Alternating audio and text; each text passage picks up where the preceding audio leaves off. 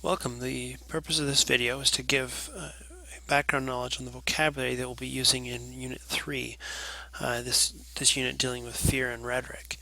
As you watch, this is going to happen a little different today.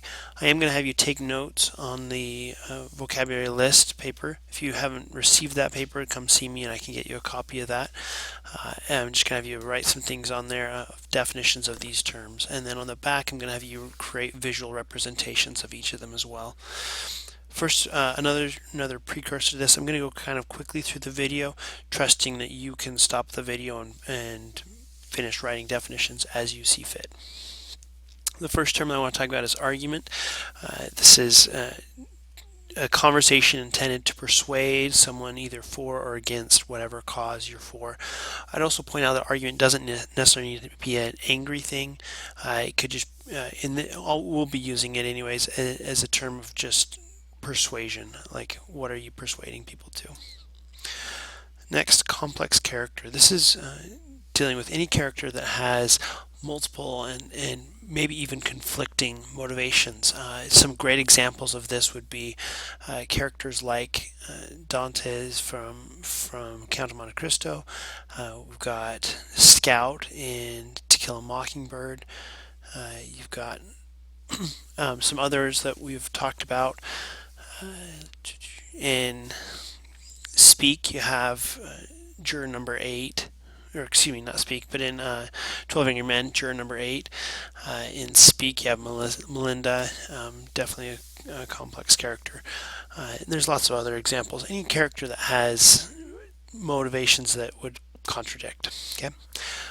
Precise claim, it's your specific position on any issue. So just saying, it tells you right where you stand on that issue and a little bit about why. A clause is a part of a sentence that has its own subject and verb, and it could stand on its own as it needed to. Okay. Counterclaim is any claim that negates or disagrees with the main thesis or claim. A lot of times we'll use a counterclaim. We'll throw in a counterclaim to help support your argument, to kind of as a defense against attacks. But the counterclaim is saying, how are people most likely to attack your claim? What are the other opinions out there? And then the idea is that later on you'd refute that, and we'll talk about the word refutation a little bit later. Concluding statement. This is at the end of a paragraph or end of an essay, you kind of step back and you give more general information, you restate your main points. Whenever you're making an argument, you try to wrap up with some kind of concluding statement to hint that you are finished and moving on. Evidence is just, I don't know if I really like the word proof, but it's facts, figures, details, quotes, any kind of data that you use to say, and here's why my opinion is valid. Here's the evidence that supports my opinion, and why I have this claim about whatever argument I'm making. Of course, the term fear, it's just any emotion aroused. It's an emotion aroused by danger, evil, pain. Any idea of being afraid, of course, is fear, and I think everyone's pretty familiar with this term. Intolerance. This is any time when you lack respect for another group of people based upon the fact that they're part of that group. Okay, so a lot of examples for this in 12 Angry Men. We talked about that. There's a lot of intolerance towards kids, a lot of intolerance towards poor people. There's a lot of intolerance towards let's see, immigrants. There's a lot of that displayed in that play. Same way in To Kill a Mockingbird, you have a lot of intolerance towards the black population.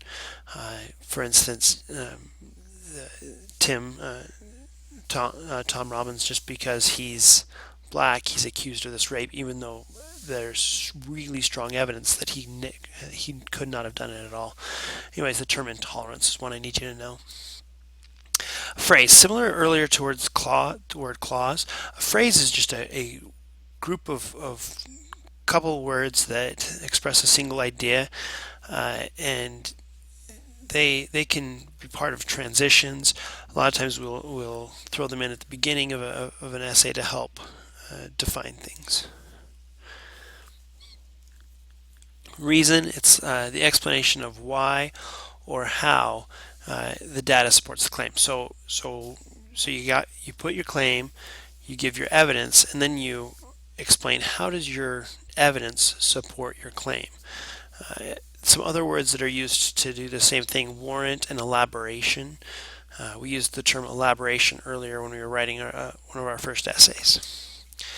Now, refutation. Now, this is the idea that you've stated your claim, you've given the counterclaim, and now you go in and you do refutation. This is where you say, and here's why the counterclaim falls apart. Here's why the counterclaim is not valid in this situation, and how I'm correct, and what I'm saying is more important than these counter arguments. Next, text structure. It's just the organization of a text overall, however it's put together, and that could deal with, plots, like if you have kind of a plot and then a subplot, how those link together and work together over the course of a novel. Pacing, dealing with speed. Chronological order, like if you have a